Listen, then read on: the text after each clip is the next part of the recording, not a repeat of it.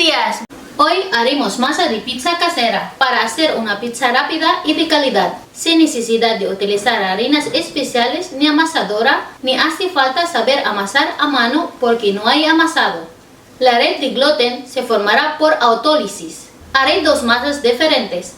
Una será con una harina panificable común, con un contenido de proteínas del 9%, o sea, la harina panificable más floja. La siguiente masa que haré será también con una harina panificable, pero con un 12% de proteínas. Harinas con mayor contenido en proteínas ya necesitan fermentaciones más largas a temperatura controlada y son más difíciles de trabajar, por lo cual lo comentaremos otro día. Dicho de una manera muy simple, a más proteínas, más fuerza tiene la harina, o sea, mayor capacidad de la masa para aguantar los gases que se generan en la fermentación.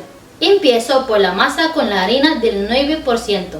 Las cantidades son para elaborar una pizza de 35 centímetros de diámetro. Aquí tengo 250 gramos de harina común, con un contenido de un 9% de proteínas. Le añado 3 gramos de levadura seca de panadero y 5 gramos de sal fina para que se disuelva fácilmente. Seguidamente, le añado 155 gramos de agua a temperatura ambiente, que son 28 grados aquí en la cocina. Estamos al límite de lo recomendable, porque las masas que fermentan a temperaturas superiores a 27 grados van perdiendo calidad rápidamente, convirtiéndose en insípidas e indigestas. También le añado una cucharada de aceite de oliva. Lo mezclo bien con una cuchara. Cuando ya está medio integrado, continúo con la mano porque es más rápido y más efectivo. No hace falta amasar, pero sí que hay que remover bastante para que se disuelva y integre bien la sal y el aceite. En total, he removido unos 3 minutos. Seguidamente, lo dejaré descansar 45 minutos tapado para que no pierda humedad. Ahora, hago la otra masa con la harina del 12%. También son 250 gramos de harina. Le añado los 4 gramos de levadura seca de panadero y los 5 gramos de sal fina y lo mezclo bien. Seguidamente, le añado 165 gramos de agua. Al ser una harina con mayor fuerza, requiere más hidratación. También le añado una cucharada de aceite de oliva. Ahora hay que mezclarlo muy bien. Lo integro con una cuchara y continúo con la mano, porque es más fácil y tarda menos. Igual que antes, he tardado unos 3 minutos. Igual que con la anterior, la dejaré descansar unos 45 minutos. Bueno, ya han pasado los 45 minutos y la masa ha doblado su tamaño. Voy a bolearla. Debemos tener en cuenta que estos tiempos de reposo para que la masa duplique su tamaño dependen de la temperatura ambiente. A más temperatura, menos tiempo de reposo, porque la fermentación es más rápida y a menos temperatura, mayor será el tiempo. Aquí estamos en pleno verano.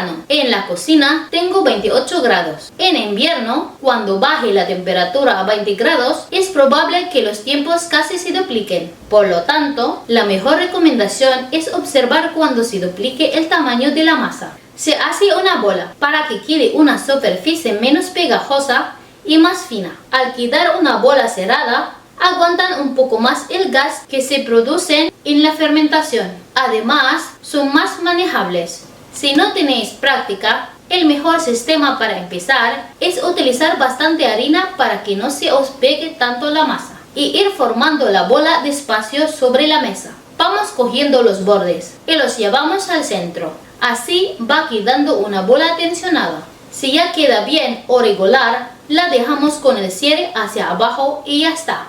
Y si no, la acabamos de cerrar de esta manera. La vamos girando con el canto de las manos sin apretar demasiado, hasta que queda más o menos redonda y cerrada. Y ya está. De todos modos, al principio bolear como podáis, porque se os pegará la masa a las manos. Es cuestión de práctica y paciencia. Ahora las dejaré descansar 30 minutos en un bol tapadas con un film o un trapo húmedo hasta que doblen su tamaño. Como he dicho antes, a más temperatura, menor tiempo de fermentación y a menor temperatura, mayor será el tiempo que tardará en subir la masa. Siempre hay que observar y esperar a que hayan doblado su tamaño y estén relajadas. Si somos impacientes y queremos estirar la masa antes de tiempo, será incómodo y a veces imposible debido a la tenacidad de la masa que tiende a encogerse.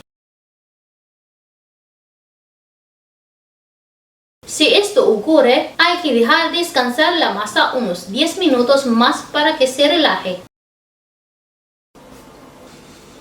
Aquí vimos que después de 6 o 7 minutos ya se puede estirar mejor. Si la bola de masa ha doblado su tamaño y está relajada, es fácil irla aplanando con la punta de los dedos y dándole la forma deseada. Poco a poco hay que irla ensanchando, llevando el aire que contiene hacia los lados. Si lo deseamos, podemos dejarle un borde como de pizza napolitana o sin borde como la romana. Cuando ya tiene un buen tamaño, podemos utilizar las palmas de las manos tal como se ve en el vídeo. Al principio hay que hacerlo sin correr y poco a poco le cogeremos práctica. Y si más adelante necesitáis hacer varias pizzas por minuto, ya aprenderéis técnicas más rápidas. Pero de momento esto lo dejamos para los profesionales. Una vez formada la pizza, ya se puede rellenar y llevarla al horno. Si la ponéis directamente en la bandeja, va bien ponerle debajo un buen chorro de aceite para que no se queme y quede crujiente. También va bien ponerla sobre la rejilla de horno, aunque sobre un papel de horno. Yo utilizo estas rejillas que van muy bien y son baratas. Las hay de varios tamaños. Estas tienen 36 centímetros de diámetro. Bueno,